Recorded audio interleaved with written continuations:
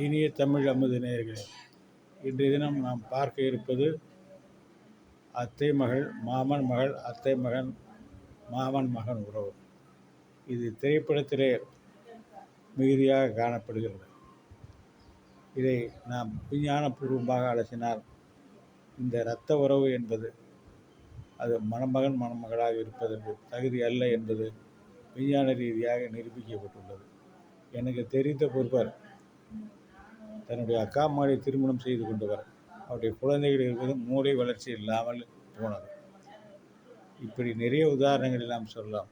ஆனால் திரைப்படத்தில் என்ன சொல்கிறார்கள் என்று சொன்னால், இது ஏதோ உரிமை, அதையெல்லாம் இந்த உரிமையான காரியமாக சொல்லி அதை சீர் செய்வதெல்லாம் அந்த பெண்ணிற்கு சடங்கு செய்யும் பொழுதும், இதே மாதிரி ஆணுக்கு திருமணம் செய்கின்ற பொழுதும் தாய் மாமன் என்ற உறவை வைத்துக்கொண்டு அந்த இடத்திலே உரிமையை நிலைநாட்டுகிறார்.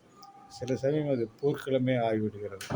ஏதோ அவருக்கு மட்டுமே உரிமை உள்ளதாகவும் மற்றவர்களுக்கெல்லாம் அதில் எந்த உரிமையும் இல்லை என்பது போலவும் ஒரு மாயை உருவாக்கப்படுகிறது.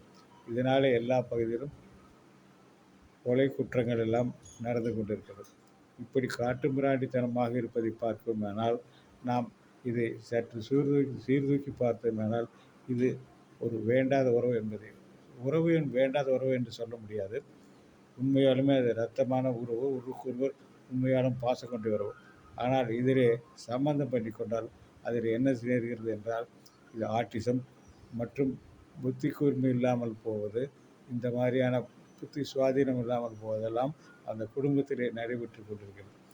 எனவே இப்படி மாமன் மகள், அத்தை மகன் என்றெல்லாம் பார்த்து பார்த்து திருமணம் செய்து வைத்துக்கொண்டு அதனால் சொத்து ஒரே இடத்துல இருக்கிறது என்றெல்லாம் அதை தவறாக கணக்கு போட்டுக்கொண்டு செய்கின்ற காரணத்தினாலே அவர்கள் பிறக்கின்ற குழந்தை குறை உள்ளவர்களாக பிறக்கிறார்கள்.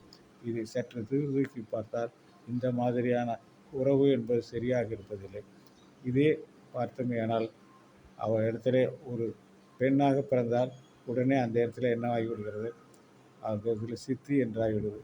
ஆனால் இதையே சித்தப்பாக ஏன் கொள்ளக்கூடாது என்று பார்த்தால் அங்கேதான் இந்த விதமான ஒரு தவறான ஒரு உறவு இந்த இடத்துல நேர்ந்து அதனாலே சண்டை சச்சரவு, ஒருவருக்கு ஒரு பேசாமல் இருப்பது போன்ற பந்த உறவு எல்லாம் கெட்டு போய் தகராறு ஏற்படுகிறது. எனவே நாம் இன்றைக்கு சொல்லிக் கொள்வதெல்லாம் இந்த தமிழகத்திலே இந்த மாதிரியான உறவுகளை எல்லாம் ஒருவருக்கு ஒரு பாசம் வைப்பதும் அவர்கள் மீது பற்று வைப்பதெல்லாம் தவறில்லை. அவர்களாக போய் எந்த விதமான நோக்கம் இல்லாமல் அவர்களுக்கு ஏற்படுகின்ற குறைகளால் நிவர்த்தி செய்வதிலே குறையில்லை.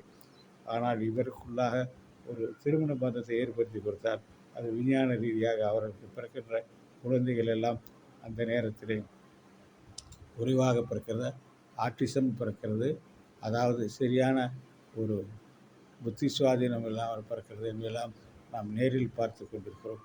எனவே இதை தவிர்க்க வேண்டும் என்று அன்போடும் பண்போடும் கேட்டுக்கொள்கிறோம். நன்றி, வணக்கம்.